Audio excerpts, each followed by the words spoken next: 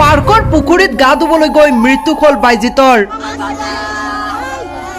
গৰমত বন্ধুৰ সৈতে গৈছিল পাৰ্কত। তাতে আছিল এটি বৃহৎ পুখুৰীত নাৱেৰে গৈছিল বন্ধুৰ সৈতে। আধা বাটতে আৰম্ভ কৰিছিল সেলফি উঠোৱা, কিন্তু সেলফি উঠোৱাৰ সময়তে হঠাৎ ডুবি গ'ল নাও ডুবি যোৱাৰ লগে লগে আটাইকেইজন বন্ধু পানীত পৰি গ'ল। লগৰ বন্ধুকেইজনে সাঁতুৰিব জানিছিল, কিন্তু সাঁতুৰিব জনা নাছিল বাইজিতে। লগে লগে স্থানীয় ৰাইজে উদ্ধাৰ কৰে আটাইকেইজন বন্ধুক, কিন্তু সংকটজনক অৱস্থাত আছিল বাইজিত। ততাতৈয়াকৈ হস্পিতাললৈ লৈ যোৱা হয় গোটেইকেইজনক। হস্পিতালত নিয়াৰ পাছত সুস্থ হৈছিল আটাইকেইজন বন্ধু, কিন্তু সুস্থ হোৱা নাছিল বাইজিত। ডক্টৰে লগে লগে ঘোষণা কৰিলে বাইজিতৰ মৃত্যু হৈছে। ইয়াৰ মাজতে হঠাৎ হোৱা দোৱা লাগিল হস্পিতালত, আৰু তাৰ পাছতে বাইজিতৰ পৰিয়ালে গম পালে এই কথা। বাইজিতৰ আছিল এটি কণমানি ল'ৰা সন্তানটি এতিয়া কান্দিছে দেউতাকক বিচাৰি।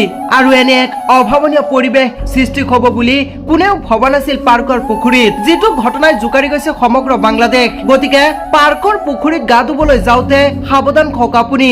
নাৱত উঠি সেলফি লোৱাৰ সময়তো সাৱধান হওক আপুনি। এই গৰমৰ সময়ত পাৰ্কত ফুৰিব যাওঁতেও সাৱধান হওক আপুনি।